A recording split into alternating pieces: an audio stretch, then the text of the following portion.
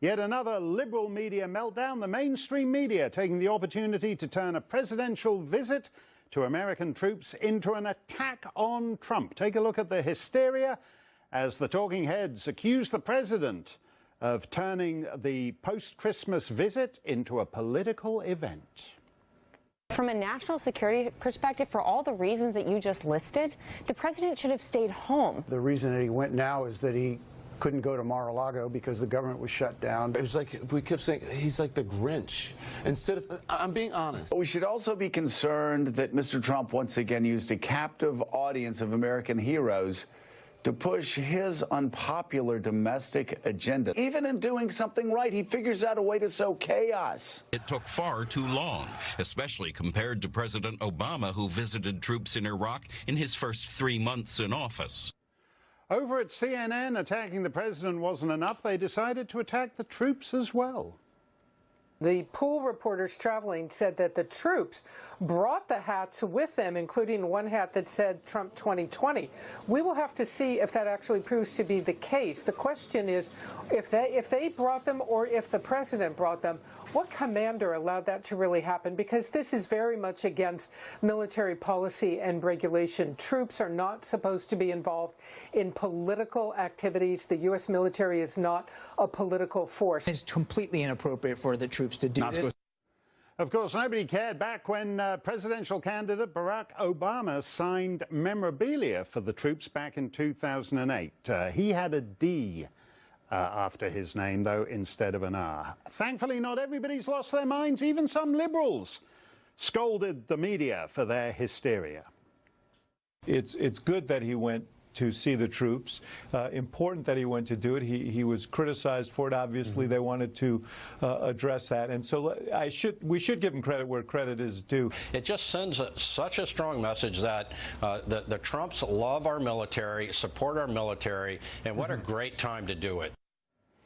Well, Joe Concha writes about media for The Hill. He joins us now. Joe, is this a good look for the media? Why are serving soldiers in a war zone bringing particular hats to an event on base in a combat zone at Christmas? Well, the optics around that, Mark, are horrific, right? Because what you're doing here is it's okay to go after the president in terms of policy or the things that he says. Once you start attacking the people that voted for him or military people that are obviously serving overseas during Christmas, no less, then you got a problem. And you have to ask yourself this question, Mark. Let's say, honestly, like you pointed out, as I did in my column today on The Hill, if President Obama, as he did in 2008, signed Hope and Change T-shirts, do you really think any news organization would have gone ahead with that story? Of course they wouldn't have. No, I couldn't care less what soldiers in these frankly god-awful situations, because life at a base in Iraq stinks. It's not like being in Ramstein, Germany, where the president was today. You can't stroll down to town, go to a local bar, meet one of the nice German girls or one of the local girls. You know, there's nothing like that. You're stuck in that lousy fortress that you hope is a fortress, and the president comes to visit you, and the preoccupation of the American media is whether hats the troops chose to take to that event are somehow some potential crime that they can be pulled up in front of a military court for. I mean, that's bonkers, yeah, Mark, isn't it? It's bonkers, yes. And I think that pivot happened because the original narrative was, we all recall, is that President Trump was supposed to be the first president since 2002 to not visit the troops at Christmas. And once that fell apart, when he literally landed in Iraq as the story was going up and it originally came from NBC, then social media goes nuts. And what happened was the pivot went from, oh, yeah, OK, Trump went, sure, but what was his motive exactly for going? I give you the Washington Post, Mark, quoting, the president's visit follows months of public pressure for him to spend time with troops deployed to conflicts in the Middle East. Think about that again. Follows months of public pressure. In other words, we, the media, got the public riled up to force Trump to go to a war zone instead of him just going like every president has done for the past 17 years. Well, according to Soledad O'Brien, who's a lovely lady, but she thought it was actually minutes of public pressure that Alyssa Milano, who actually tweeted as the president was halfway across the ocean, "Why haven't you visited our troops?" Soledad O'Brien actually gave Alyssa Milano credit for shaming the president into getting on the plane that he'd already gotten on.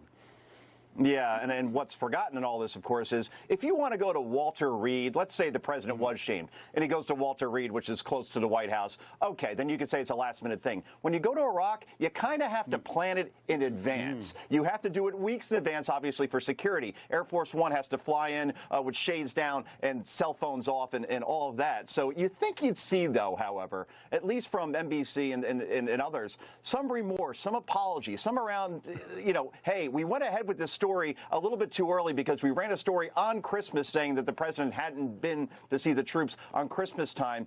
People don't mind that sort of transparency from the media, but yet we never see those sort of concessions. Instead, we see the pivot to the negative like we always do in these situations, and that's why trust in media is this. Axios survey monkey poll just last year, 93% of Republicans think that the media knowingly creates stories, makes them up, they're false. And then you say, all right, that's Republicans. They've always hated the media. They don't trust them. 79% of independents, Mark. 53% of Democrats, even a majority. That's the thing. I mean, this is something that's going across the board in terms of all parties seeing exactly what's happening here, sir. Hey, Joe, thanks. Don't worry about that, though. As soon as the media call for a special counsel to investigate how those MAGA hats got to Iraq, everything will be fine.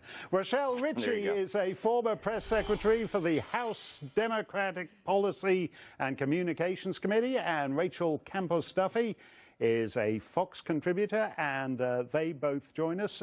Rochelle, how, stepping back and looking at this a little more objectively than CNN and co have done, is it really a good look? The troops like the guy got on with the troops. Is there really any political mileage to be had in going on about this? So I had a little bit of a battle with myself about this. At first I was saying, you know, no, these men and women in uniform, they shouldn't have, you know, gotten the hat sign. They shouldn't have been out there with Make America Great Again hats. And, you know, when you look at the facts, yes, it is breaking a rule when it comes to the Department of Defense guidelines. But at the same time, these troops have not seen an American president since 2009. I believe Obama was the last one to go visit. So maybe they're not necessarily, you know, showing support for the president or getting his signature because they are Republican. No, come on. Maybe. No, listen.